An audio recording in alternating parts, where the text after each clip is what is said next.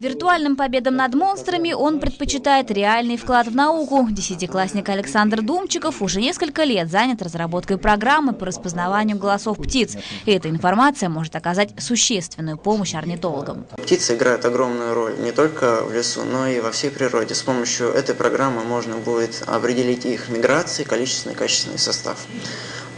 Это поможет определить их перемещение, и, соответственно, орнитологи смогут сделать выводы, например, о перемене климата.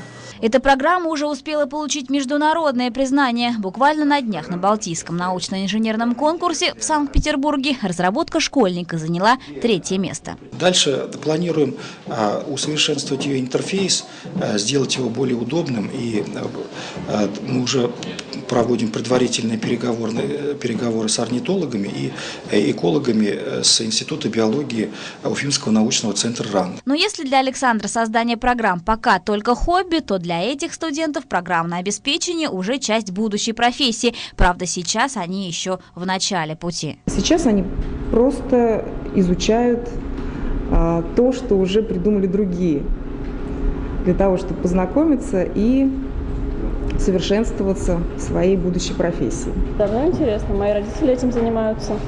Так, не профессионально, так для себя. И вообще я считаю, что сейчас самое время заниматься этим, потому что век информационных технологий, в интернете много информации, много различных программ, позволяющих все создавать. Интересно? Студентам за неполные 4 года учебы сначала предстоит познакомиться не с одним языком программирования и только после этого стать разработчиком собственной программы.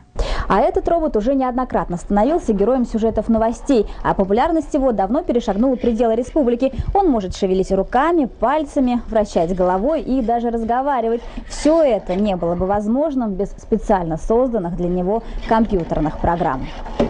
Внедрение роботов в человеческое общество является относительно новой тенденцией. Теперь, к примеру, автоматические устройства наряду с пожарными тушат возгорание, а жилищникам облегчают поиски аварийных мест под землей. Следующий пункт в списке перспективных разработок – увеличение интеллекта бытовых приборов. И снова с задачей поможет справиться компьютерное программирование.